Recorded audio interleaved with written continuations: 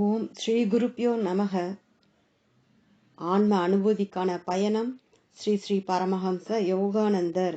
மற்றவர்களுக்கு உதவுவதற்காக வளமையை வளர்த்து கொள்ளவும், மனிதனால் வளமையின் விதிமுறையை தன் சொந்த சுயநலமிக்க ஆதாயத்திற்கு தவறாக பயன்படுத்த முடியாது.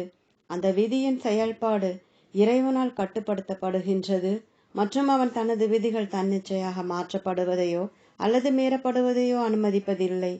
மனிதன் வெற்றியின் தெய்வீக விதிமுறையுடன் இணக்கமாக வேலை செய்தால் அவன் பெரும் வளம் பெறுகிறான். தவறான செயல்களால் அவன் தனது வாழ்வினுள் பாயும் அதன் தாராள வளத்தை தடை செய்தால் அவன் தன்னையே தண்டித்துக் கொள்கிறான். அந்த தெய்வீக விதிமுறையின் கொள்கைகளுடன் நீங்கள் எவ்விதம் இணக்கமாக வேலை செய்வது? அனைத்திலும் முதலாவதாக நான் கூறியதைப் போல ஆடம்பரத்திற்கான ஆசையையும் பற்றையும் விட்டுவிடுங்கள். எளிய விஷயங்களுடன் திருப்தியுறுவதற்கு உங்களது மன ஆற்றலை மேம்படுத்துங்கள். அதன் பின் கூறுங்கள், என்னுடைய தேவைகள் என்னுடைய கடமையின் ஒரு பகுதி மட்டுமே. என்னை சார்ந்தவர்கள் இருக்கின்றனர் மற்றும் அவர்களுக்கான எனது கடமைகளையும் நான் நிறைவேற்ற வேண்டும். உங்களுடைய குடும்பத்தின் தேவைகளை பூர்த்தி செய்யுங்கள். ஆனால் உங்கள் குழந்தைகளுக்கு அதிக பணம் கொடுத்து கெடுக்காதீர்கள். உங்கள் வளமையில் மற்றவர்களின் நலத்தையும் சேர்த்து கொண்டால் அன்றி நீங்கள் ஒருபோதும் சீரிய வளம் படைத்தவர்களாக ஆக மாட்டீர்கள்.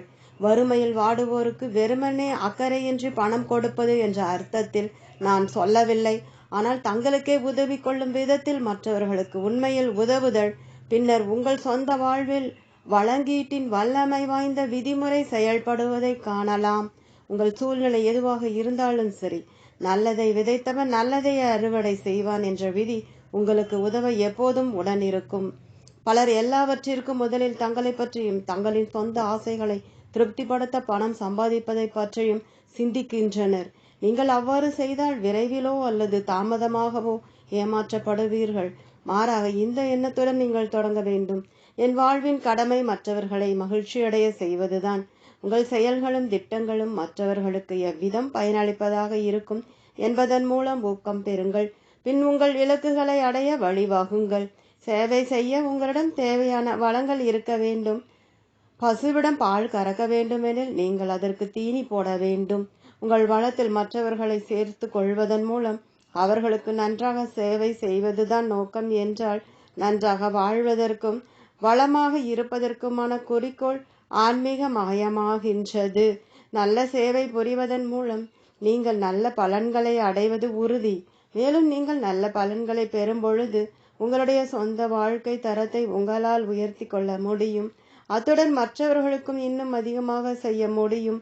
இவ்வாறுதான் தெய்வீக விதிமுறை செயல்படுகிறது. இறைவனின் சக்தியில் நம்பிக்கை வைக்கவும். நீங்கள் இறைவனின் சக்தியினால் மட்டுமே வாழ்கின்றீர்கள், மனித வளத்தினால் அல்ல.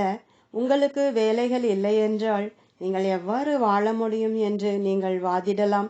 சரி, ஆனால் தாராளமாக உணவும் பணமும் உங்கள் முன் நான் வைத்தாலும் கூட திடீரென உங்கள் இதயம் நின்றுவிட்டால் அந்த உலக பொருட்களால் உங்களுக்கு என்ன பயன்? ஒன்றுமில்லை. உங்களுக்கு உயிர் கொடுத்ததும் செயல்புரிய வளர மற்றும் சாதிக்க தேவையான சக்தியை கொடுத்ததும் இறைவன் மட்டுமே. உங்கள் வாழ்க்கையே அவனது சித்தத்தின் வெளிப்பாடாகும். ஆகவே நீங்கள் ஏன் அவனை நேரடியாக சார்ந்திருக்க கூடாது? நீங்கள் அதை கட்டாயமாக நினைவில் வைக்க வேண்டும். ஒரு தேவை ஏற்பட்டால் நான் கூறுகின்றேன், சரி, நான் முதலில் வேலையை மும்முரமாக வேண்டும். ஆனால் நான் முதலில் இறைவனின் வழிகாட்டுதலை நாடாமல் ஒருபோதும் எதனையும் விரும்புவதோ அல்லது எந்த செயலையும் மேற்கொள்வதோ இல்லை. எந்தையே நான் சிந்திப்பேன், நான் தீர்மானிப்பேன், நான் செயல்புரிவேன். ஆனால் எனது சிந்தனை, தீர்மானம், செயல் ஆகியவற்றை சரியாக வழிநடத்து பின் நிறைவேற்றும் சக்திகள் அனைத்தும் என்னுடன் ஒத்துழைக்கின்றன. அந்த தெய்வீக மகாசக்தி சிறிய விஷயங்களிலும் பெரிய விஷயங்களிலும் செயலாற்றுவதை நான் கண்டு கொண்டிருக்கிறேன். நான் இறைவனுக்காக மட்டுமே செயலாற்றுகின்றேன். நான் எல்லாவற்றையும் இறைவனது குறிக்கோளுக்காக துறந்து விட்டேன்.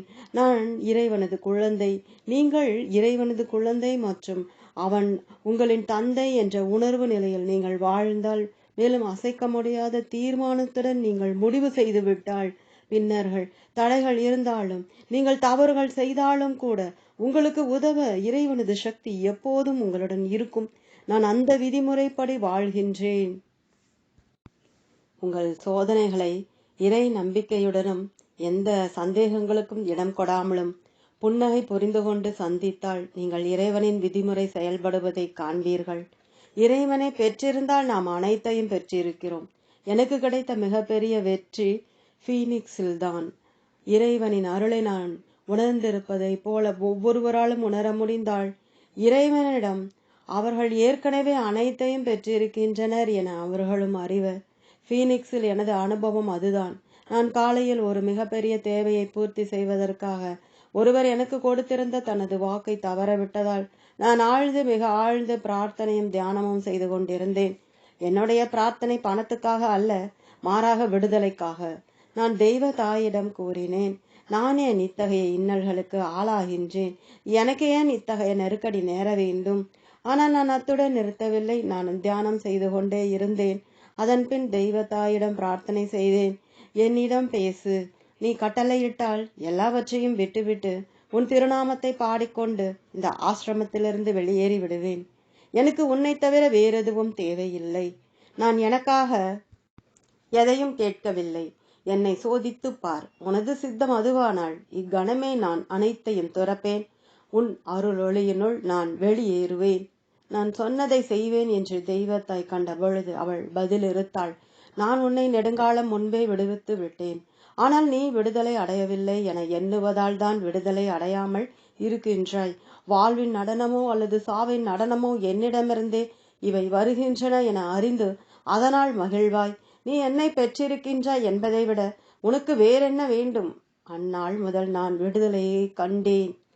நீங்கள் எல்லாவற்றிற்கும் மேலாக இறைவனை மகிழ்விக்கும் ஆசையை உங்கள் உணர்வு நிலையில் பெற்றிருந்தால் அவன் உங்களை பாதுகாப்பான். நீ என்னை பெற்றிருக்கின்றாய் என்பதை விட உனக்கு வேறென்ன வேண்டும்? நீங்கள் அதை நினைவில் வைப்பீர்களா? ஒவ்வொருவரும் நினைவில் வைப்பதற்கு இது அதிகமில்லை. நீங்கள் மனமார்ந்த தியானமும் இறைவனிடம் மனமார்ந்த பிரார்த்தனையும் செய்தால் நீங்கள் இறைவனை காண்பீர்கள். உங்களுக்கு தேவையான எல்லா வளத்தையும் இறைவன் அருளுவான். தியானத்தின் விதிமுறையை பயன்படுத்துங்கள். அதுவே அனைத்து விதிமுறைகளுக்கும் மேலான விதிமுறை. ஏனெனில் அது அனைத்து சக்திக்கும் பின்னால் உள்ள மகா சக்தியிடமிருந்து மறுமொழியை கொணர்கின்றது. தெய்வத்தாய் இந்த சொற்களை என்னிடம் கூறிய பொழுது எல்லாம் சரியாகிவிடும் என்று நான் அறிந்தேன். தேவை பூர்த்தி செய்யப்பட்டதனால் பேரழிவிலிருந்து நான் காப்பாற்றப்பட்டேன். அந்த மகா சக்தி எனக்கு எப்போதும் செயலாற்றியுள்ளதை போன்று உங்களுக்கும் செயலாற்றும். நான் இந்த உண்மைகளை என் சொந்த அனுபவங்களிலிருந்து கூறுகின்றேன். என் சொந்த வாழ்வில் அவற்றை நிரூபித்திருக்கவில்லை எனில் அவற்றை பற்றி பேசுவது எனக்கு சாத்தியமாகாது. நான் இறைவனிடம் உள்ள நம்பிக்கையினால் தான் வாழ்கின்றேன். எனது சக்தி இறைவனே. நான் வேறெந்த சக்தியையும் ஒப்புக்கொள்வதில்லை.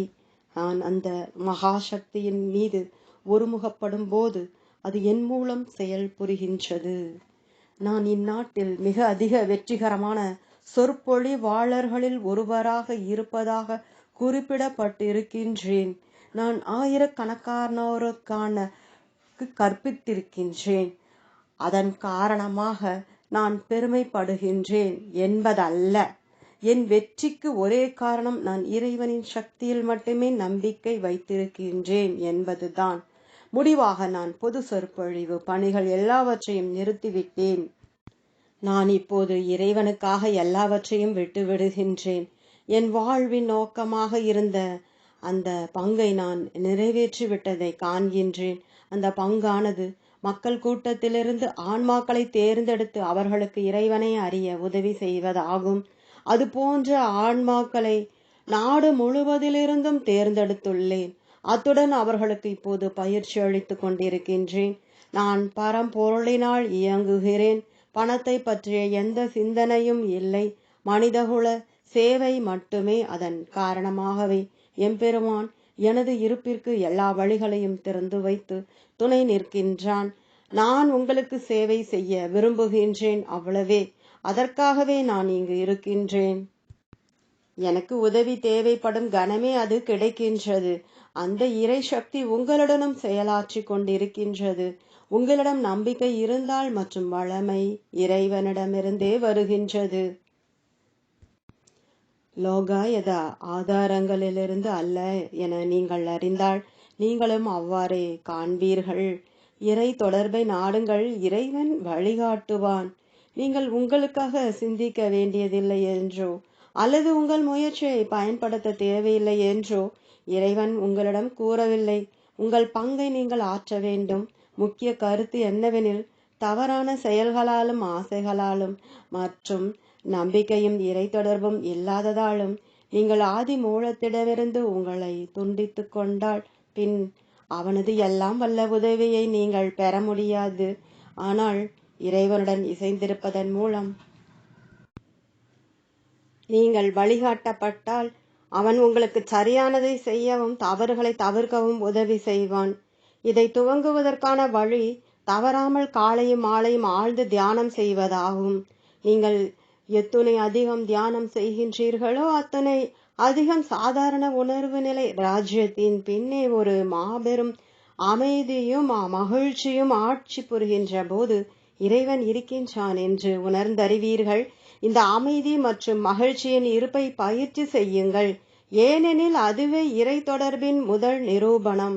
அது உங்களுக்குள்ளேயே உணர்வு பூர்வமாக சத்தியத்தை உணர்தலாகும்.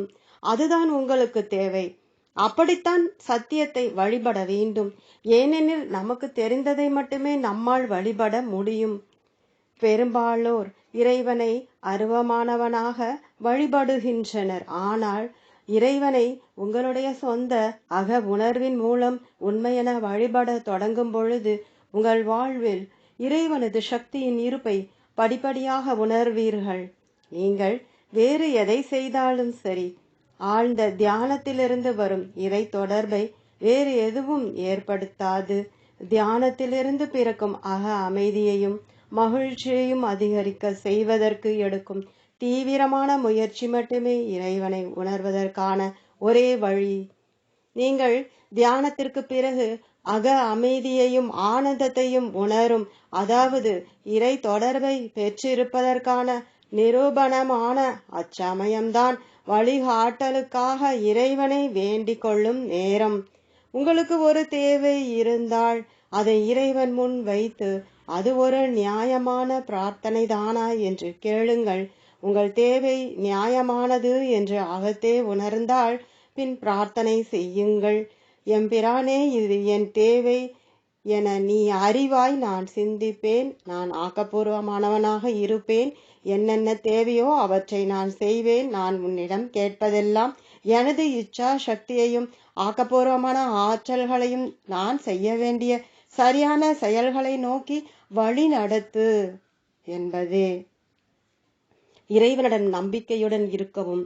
ஒருவேளை இறைவன் நீங்கள் வேண்டுவதை விட சிறந்த ஒன்றை உங்களுக்காக வைத்திருக்கலாம். சில சமயங்களில் உங்களுடைய ஆர்வம் மிகுந்த பிரார்த்தனைகளும் ஆசைகளுமே உங்களது மிகப்பெரிய எதிரிகள் என்பது உண்மையே. இறைவனிடம் உளமார்ந்தும் நியாயத்துடனும் பேசுங்கள் மற்றும் உங்களுக்கு எது சரியானதென்று இறைவன் தீர்மானிக்கட்டும். நீங்கள் ஏற்பு திறன் உடையவராக இருப்பின் அவன் உங்களை வழி நடத்துவான். இறைவன் உங்களுடன் செயல் புரிவான். நீங்கள் தவறு செய்தாலும் கூட அஞ்ச வேண்டாம். நம்பிக்கையுடன் இருங்கள். இறைவன் உங்களுடன் இருக்கின்றான் என்று அறிந்திருங்கள். ஒவ்வொரு விஷயத்திலும் அந்த மகா சக்தியால் வழிகாட்டப்பட்டு இருங்கள். அது தவறாது. இந்த உண்மை உங்கள் ஒவ்வொருவருக்கும் பொருந்தும். மிக ஆழ்ந்த தியான பயிற்சியால் நீங்கள் முடிவாக உயர் உணர்வு நிலையினுள் செல்ல முடியும். அத்துடன் இந்த அக உணர்வு நிலையிலேயே இருந்து கொண்டு நீங்கள் உணர்வு பூர்வமாக எல்லா செயல்களையும் நிறைவேற்ற முடியும். நீங்கள் உயர் உணர்வு நிலையிலிருந்து செயலாற்ற கற்றுக்கொண்டு நீங்கள் எதை செய்து கொண்டிருந்தாலும் அதை தெய்வீக அக மகிழ்ச்சியுடன் செயலாற்றும் பொழுது உங்களுடன் எப்பொழுதும் இறைவனின் சக்தியும் இருப்பும் இருப்பதை நீங்கள் உணர்வீர்கள். நான் உணர்வதை போன்று நீங்களும் உணர்வீர்களாக. நான் இறைவனது செய்தியை உங்களுக்கு வழங்கி இருக்கின்றேன். மேலும் உங்கள் அனைவரிடமும் அவனது பேரொழியை காண்கின்றேன். அந்த பேரொழியில் நான் உங்களை ஆசீர்வதிக்கின்றேன். இறைவனின் தெய்வீக சக்தி என்னூடே பாய்கிறது. என் பேச்சு, என் மூளை, என் உயிரணுக்கள் மற்றும் எனது உணர்வு நிலையின் ஒவ்வொரு பகுதியினூடே பாய்கின்றது. என் ஒவ்வொரு சிந்தனையும் இறைவனது தெய்வீக ஒளி கடந்து செல்லும் ஒரு வாய்க்கால். உங்கள் இதயங்களை திறந்து வைத்து உங்களினுடன் நூடாகவும் தெய்வீக பேரொளி கடந்து செல்கின்றது என்பதை உணருங்கள். நான் உணர்வதை போன்று நீங்களும் உணர்வீர்களாக. நான் தரிசிப்பதை போன்று நீங்களும் தரிசிப்பீர்களாக. தொடரும். ஓம்.